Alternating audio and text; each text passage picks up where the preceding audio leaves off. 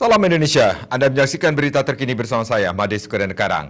Pemirsa, hujan deras dan air pasang melanda sebagian pantai timur India dan negara tetangganya Bangladesh. Sebanyak 1,1 juta orang lebih terpaksa dievakuasi ke tempat yang lebih aman.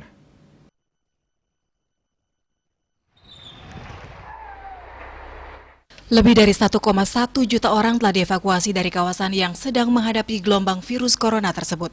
Situasi tempat-tempat penampungan sangat memprihatinkan. Seorang warga India bernama Prasanta Das mengatakan, ia berada di tempat tersebut bersama semua ternaknya dan mengatakan desanya terendam banjir.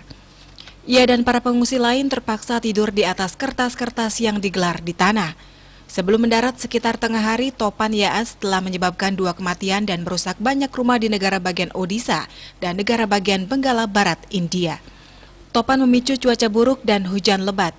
Departemen Meteorologi India mengatakan badai siklon yang luar biasa merusak tersebut memiliki kecepatan angin sekitar 130 hingga 140 km per jam yang dapat meningkat hingga 155 km per jam.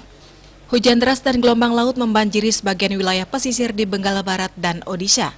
Topan yang datang di tengah lonjakan kasus virus corona ini mempersulit upaya India untuk mengatasi kedua masalah itu. Topan lain yang dinamakan Tauktae melanda pantai barat India pekan lalu dan menewaskan lebih dari 140 orang.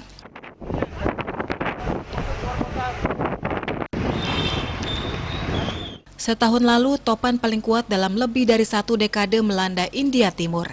Hampir 100 orang tewas akibat topan Amphan yang meratakan desa-desa dan menghancurkan lahan-lahan pertanian di India Timur dan Bangladesh. Pemirsa, untuk mencegah penyebaran COVID-19, ingat pesan ibu, selalu terapkan 3M, wajib memakai masker, mencuci tangan, menjaga jarak, serta hindari kerumunan. Dengan penerapan perilaku 3M, Indonesia segera terbebas dari virus corona menuju Indonesia maju. Tetaplah bersama Bali TV. Salam Indonesia.